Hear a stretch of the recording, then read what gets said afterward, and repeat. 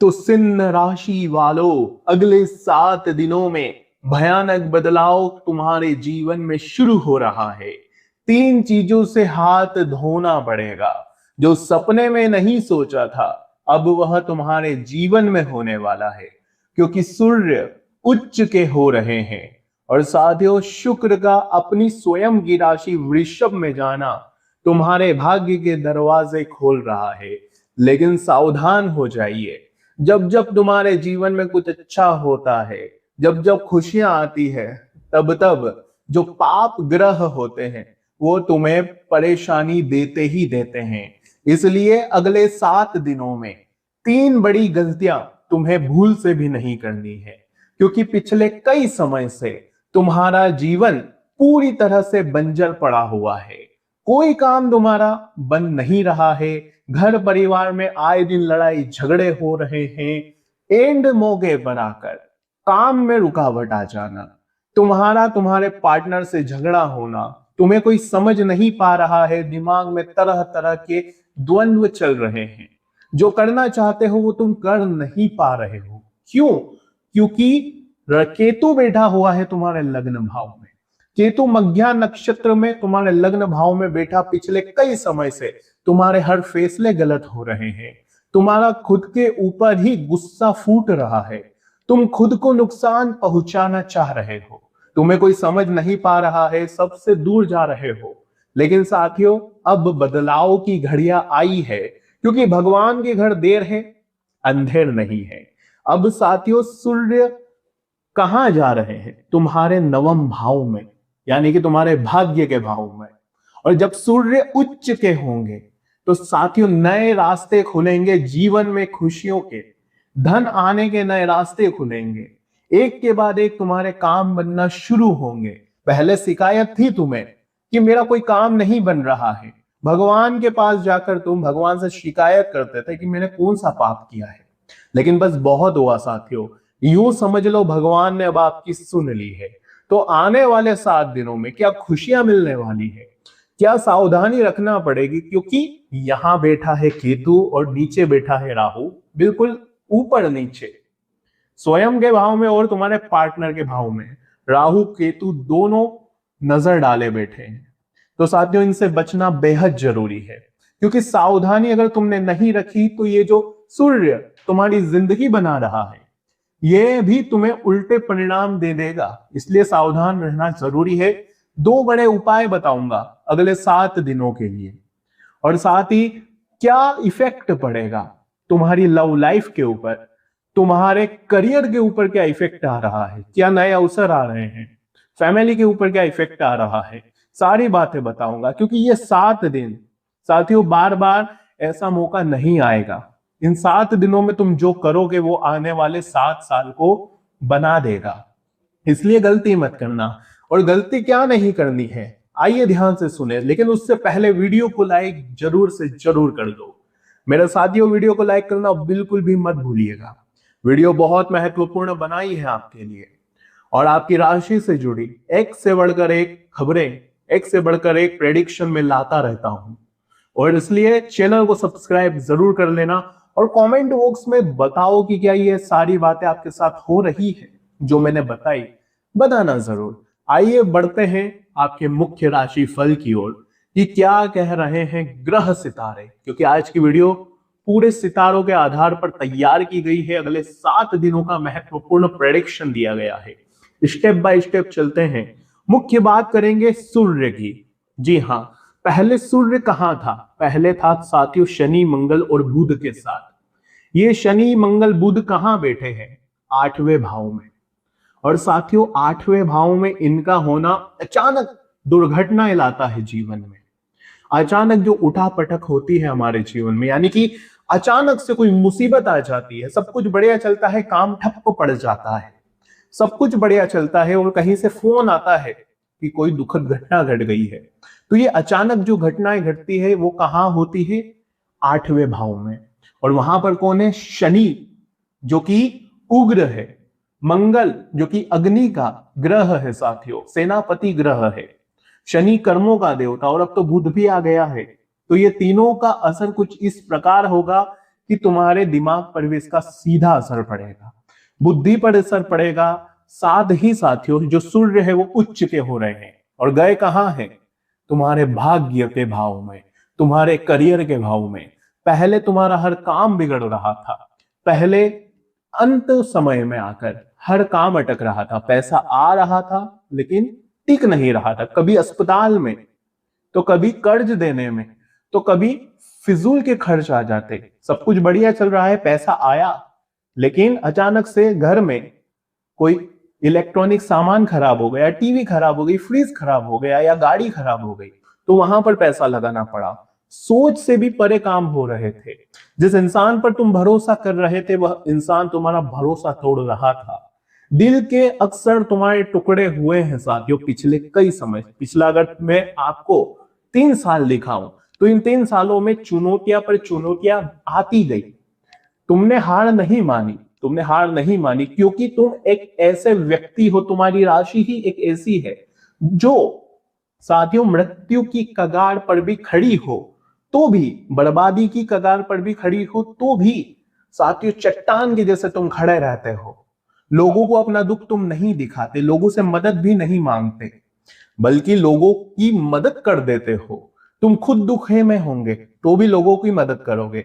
तुम्हारा पेट खाली है, तुम्हारे पास खाना खाने के भी पैसे नहीं है, फिर भी तुम लोगों का पेट भरोगे, अपना मन मार लोगे, अपना पेट काट दोगे, अपने आप को दुखों में डाल दोगे, लेकिन किसी अपने को या किसी पराये को तुम दुख में नहीं देख सकते। लेकिन ये जो 7 दिन है साथियों, सबसे पहले तुम्हें अपने बारे में सोचना है। क्यों? क्योंकि जो शुक्र है, जी हां साथियों, जो शुक्र है वो 10वें भाव में जा रहे हैं और यहां शुक्र का जाना एक बहुत बड़े बदलाव का संकेत है, क्योंकि ये स्वयं की राशि में, स्वराशि में गोचर है। और जब शुक्र स्वयं की राशि में जाएगा तो तुम्हें सेल्फिश होना पड़ेगा, तुम्हें खुद का सोचना पड़ेगा, क्योंकि माता लक्ष्मी यहीं से कृपा बरसाना शुरू करेगी। जिसका शुक्र मजबूत, उसके ऊपर माता लक्ष्मी की कृपा आना निश्चित है। धन आएगा, रुपया पैसे से जुड़े हर काम बनेंगे, करियर में नए नए अवसर तुम्हें मिलेंगे। बिजनेस हो या साथियों तुम्हें जॉब कहीं करनी है, उसमें भी तरक्की मिलना तय है, लेकिन कब मिलेगी? जब तुम बेहतर करना चाहोगे तभी होगा ये सब कुछ। तुम्हें कुछ सावधानी रखनी है, मैं वो बता देता हूं। इन 7 दिनों में सबसे पहले खुद का सोच लेना, खुद को खुश करना, लोगों के बारे में सोचना बंद कर देना। क्योंकि जब जब तुमने लोगों के ऊपर भरोसा किया, जब जब तुमने अपनों की सुनी है, तब तब तुम्हें ठोकर ही मिली है। आज जो मुकाम तुम हासिल कर रहे हो वो मुकाम तुम पहले कभी का हासिल कर चुके होते, सालों पहले, अगर तुमने अपने अपनों की ना सुनी होती। क्योंकि लोग तुम्हें भटका रहे हैं। मौके तो तुम्हारे पास बहुत सारे आए पिछले कई सालों में, तुम आज अपना हर एक सपना पूरा कर चुके होते, आज तुम्हारी जिंदगी सर्व सुख सुविधा युक्त होती। लेकिन साथियों ऐसा क्यों नहीं हुआ? क्योंकि तुमने सबसे पहले अपनों के बारे में सोचा, 4 लोग क्या कहेंगे, उनके 4 लोगों के बारे में सोचा, और वही 4 लोगों के कारण आज तुम दुखी वाली स्थिति में हो, तुम आज संघर्ष कर रहे हो। तो साथियों उन पर भरोसा करना बंद करो, क्योंकि अभी भी समय बिगड़ा नहीं है, ज्यादा समय अभी भी बचा हुआ है। और अगर अभी भी तुम इन लोगों के चक्कर में रहे तो तुम्हारी जिंदगी फिर यहां से आगे नहीं बढ़ पाएगी। जब तुम देखते हो अपने पड़ोसी को, जब तुम देखते हो अपने रिश्तेदारों को तरक्की करते हुए, खुशियां मनाते हुए, तब तुम्हें लगता है काश ये मेरे जीवन में भी होता, काश मैं भी अपने परिवार को खुशियां दे पाता। लेकिन ऐसा हुआ नहीं। क्यों? क्योंकि तुम दुनियादारी में उलझे रहे, जिम्मेदारियों में तुम उलझे रहे। लेकिन मेरे साथियों इन 7 दिनों में दुनियादारी को एक साइड करो, अपनों को भी एक साइड करो, और जितना हो सके स्वयं पर ध्यान दो, स्वयं की खुशी पर ध्यान दो, स्वयं को बेहतर बनाने पर ध्यान दो, खुद के स्वास्थ्य पर ध्यान दो।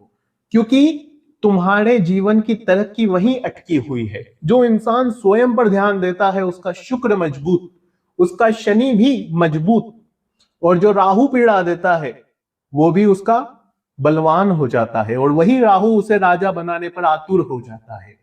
केतु क्या कहता है? केतु तुम्हारे लग्न भाव में कभी से बैठा हुआ है और केतु का भी यही कहना है कि तुम स्वयं पर ध्यान दो। तो साथियों, ये समय आया है स्वयं पर ध्यान देने का। जितना हो सके नौकरी, व्यापार, इन सभी पर ध्यान देना। कोई अवसर आता है तो टालम टोल मत करना। जी हाँ, टालम टोल बहुत हो चुकी है, लोगों का बहुत सोच लिया, लेकिन अब अवसर आता है तुम्हारे पास कुछ करने का तो कर देना। सोचना मत, ज्यादा सोचोगे तो समय निकल जाएगा और समय एक बार चला गया तो वापस से रोना पड़ जाएगा। इस बात का ध्यान रखिएगा। और मेरे साथियों, आने वाले यह 7 दिन क्या इफेक्ट पड़ रहा है? सबसे बड़ा इफेक्ट तुम्हारी मेंटल स्थिति पर पड़ेगा। तुम साथियों एक बार में 10 काम करने के बारे में सोचोगे, लेकिन ऐसा नहीं करना है। एक साथ 10 काम अगर तुमने करे तो तुम्हारा एक भी काम नहीं होगा। ये जो केतु बैठा हुआ ये तुम्हें उलझाएगा। तुम्हारे दिमाग में ऐसे भाव उत्पन्न होंगे कि तुम 10 काम करो, लेकिन ऐसा नहीं करना है। एक समय पर एक कार्य पर ध्यान देना। अगर 10 कार्य पर अपना जोड़ दोगे तो हर तरफ से उलझ जाओगे और फिर बाद में दोस्तों तुम्हें खाली हाथ ही रहना पड़ेगा।